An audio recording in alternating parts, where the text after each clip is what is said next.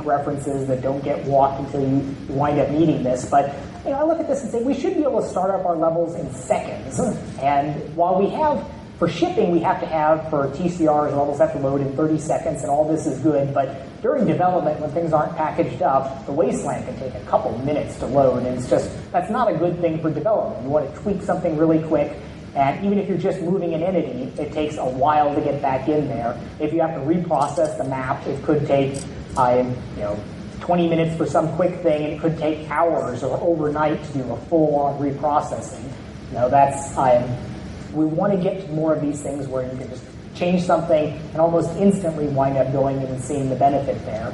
And you can always wind up taking that, let's go 10% better here. There's that incrementalism, and it's always good to improve things, clean up your loading code, figure out redundant stuff, defer some things, and you can make those incremental steps, but this does come back to the sort of it's almost the romantic clean sheet of paper for an engineer of like, well, if we just really rethink the problem, what can we do? Can we make it not 10% better here, 10% better there? Can we make it an order of magnitude better?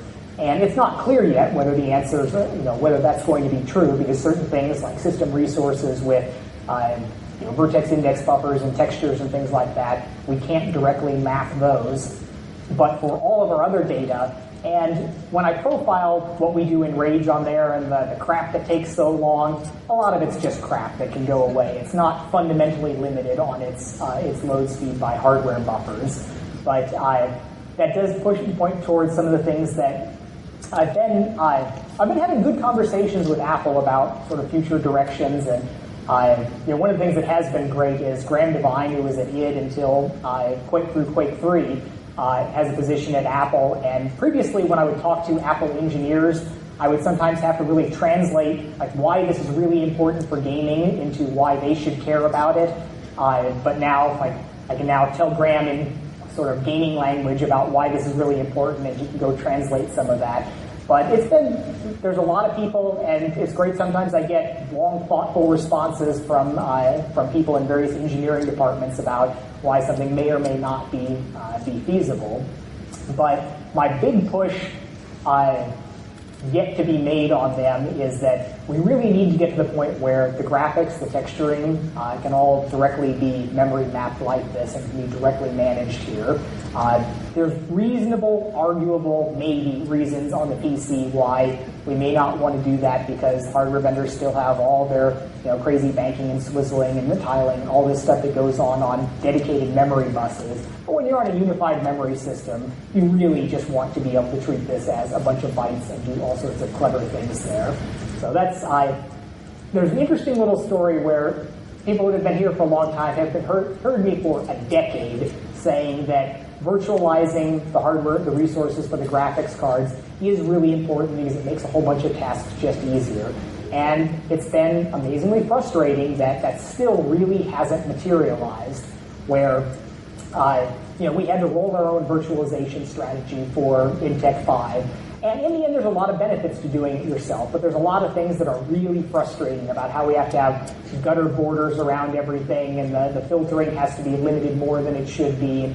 There's these things that really, really should be done in hardware.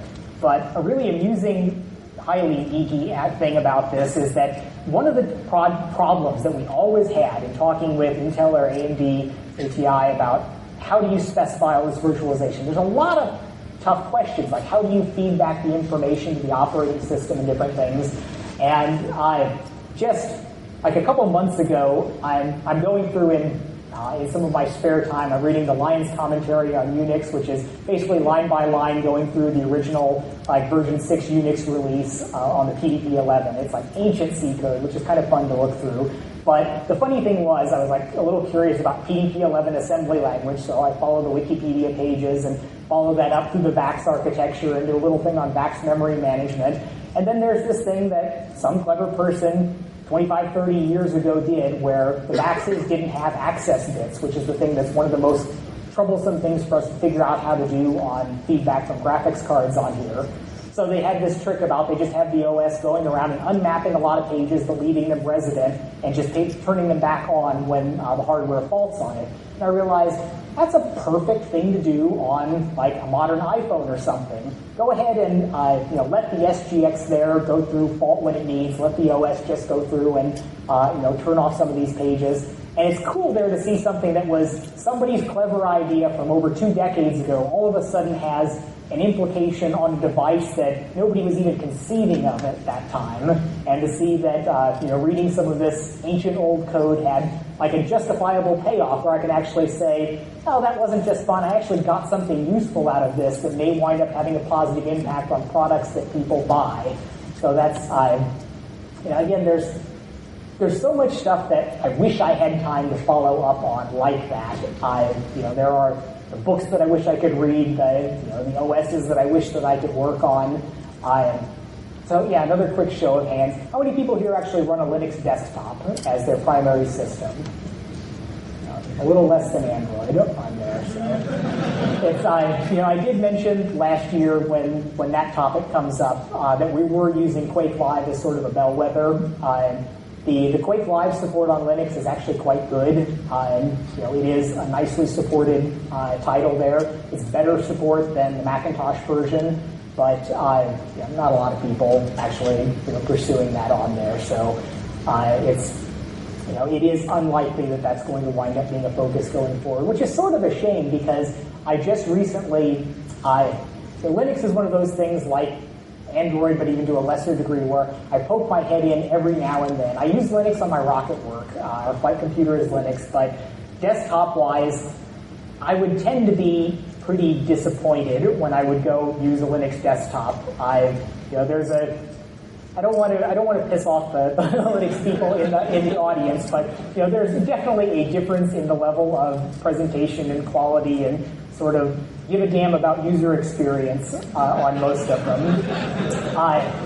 And I would peek in every once in a while and kind of get a view on that. But I was actually very pleasantly surprised when a couple months ago, while trying to do some rocket work, and the whole Linux hell thing about trying to get a new kernel onto an obsolete system, and I installed the latest Ubuntu on there, and I'm like, wow, this doesn't suck at all. This is actually, the fonts are legible, the window manager is not leaving crap behind, Firefox is working great, it recognized my video card and monitor. It's like, oh, this is neat. I actually left that running on my system there. So there's that part of me now, which is like, well, I'm using the system, I should get some kind of a game onto it, but probably not happening in the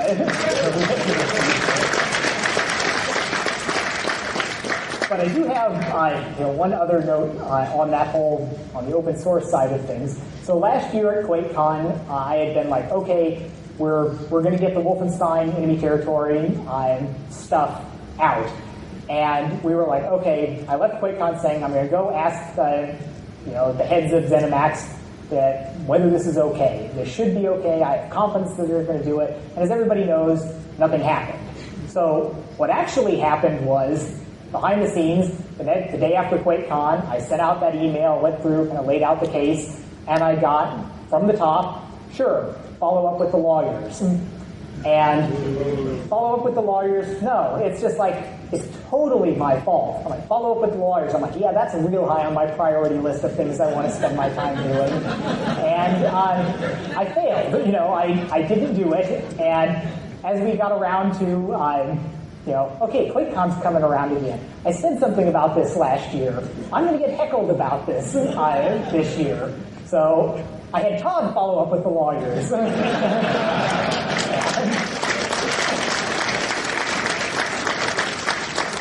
And I believe the source code is available on the FTP site now, where you should have a press release fairly soon about it.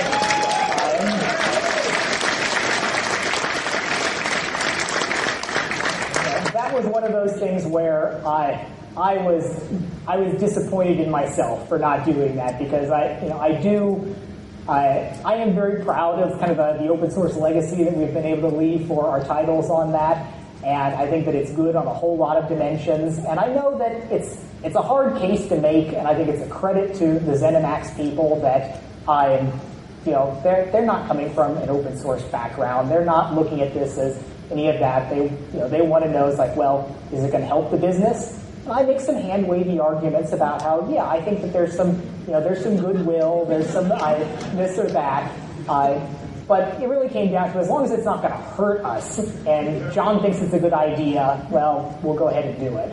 So we're over that. The first test was getting the Doom Classic iPhone stuff under the GPL, with brand new on there, so there was no problem with that. And now that we've got the next big ticket item out there, I think that the odds are good that unless something horrible happens on this, there's always the worries that, it's hard sometimes from the outside to have empathy for the executive's position, the suit's position on why wouldn't somebody want to do this.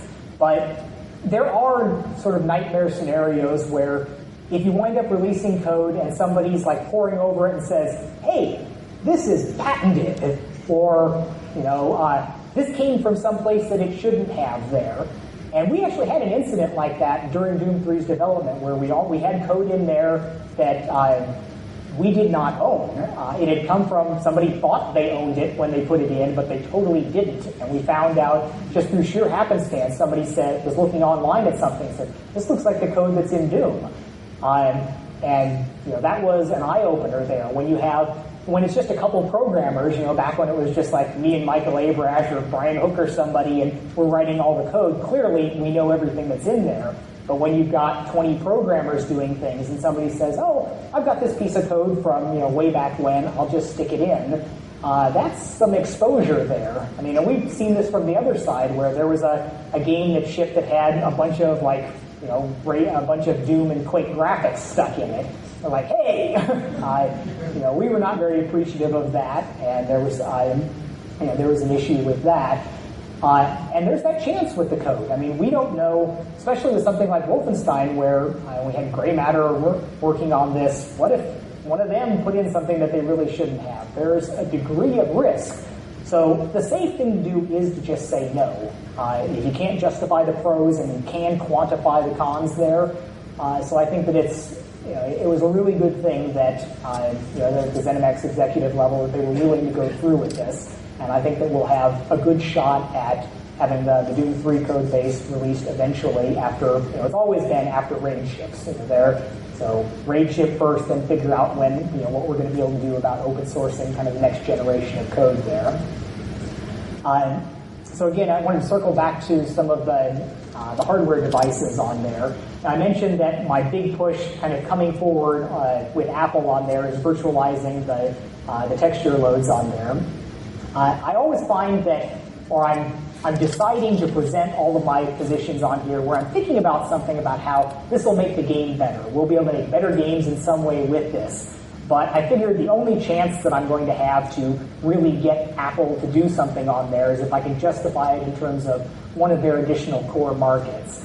And we work reasonably closely with Apple, but at their heart and core, they're not a real game-friendly company. I mean, they've got people inside there that love games and want to promote them, but it's not really what Apple's about. They're making some good moves, but over the 20 years we've been around, we've seen up and down initiative after initiative of different things, and it was an eye-opener for them that that games are so popular on the App Store on there. It really wasn't what they were particularly expecting.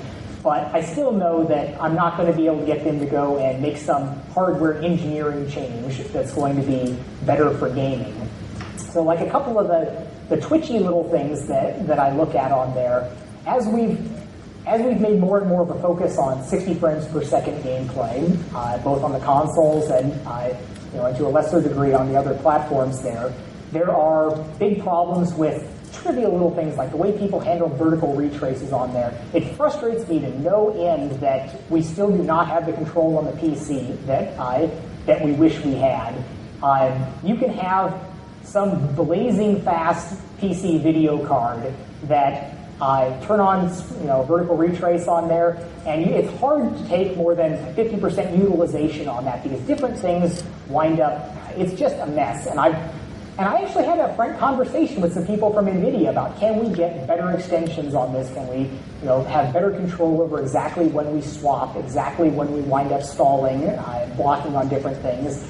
And the response was unusually frank and honest that I don't think they could sell the work on that extension because it's hard to to really kind of make the case for it's not enabling some new hardware feature, it's not some